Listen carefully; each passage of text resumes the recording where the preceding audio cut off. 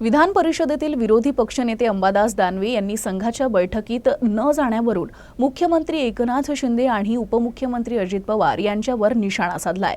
दोन्ही नेत्यांची विचारसरणी एकसारखी नाही, यामुळे हे दोघे बैठकीत यावं असं संघालाच वाटत नसल्याचं ते म्हणाले।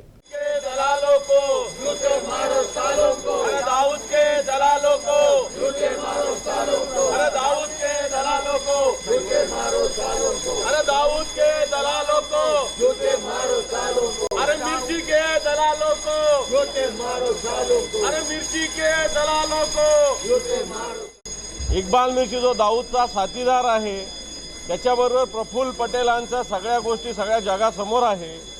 नरेंद्र मोदीजी या देशाचे पंतप्रधान मुंबईत येऊन 2019 ला असं बोलले होते कि कुछ लोग मिर्ची का व्यापार करते हैं और कुछ लोग मिर्ची से व्यापार करते। हा मिर्ची याच्याबरोबरचा व्यापार हा सिद्ध झालेला असताना असे लोक आज भारतीय जनता पार्टी सोबत आहेत। तेव्हा भारतीय जनता पार्टीचे आज महाविकास आघाडीचं सरकार होतं, नवाब मलिकाविषयी वेगवेगळ्या पद्धतीनं टीका करायचे।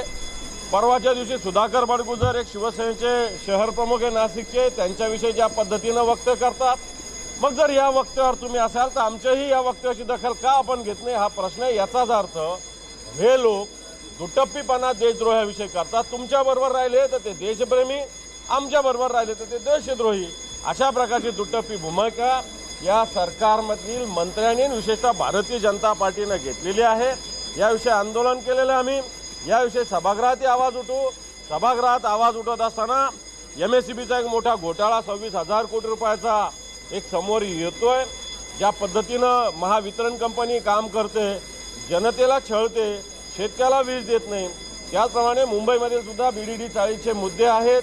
विशेषतः शिवडी विधानसभा DPDच्या जमिनीवरच्या ज्या BDD 40चा विषय हा सुद्धा मोठ्या प्रमाणावर या सभागृहात भले 2 दिवस असेल, पण या 2 दिवसात सुद्धा मोठ्या प्रमाणात जनतेचे प्रश्न सोडवण्यासाठी आम्ही सगळे प्रयत्न करणार आहोत।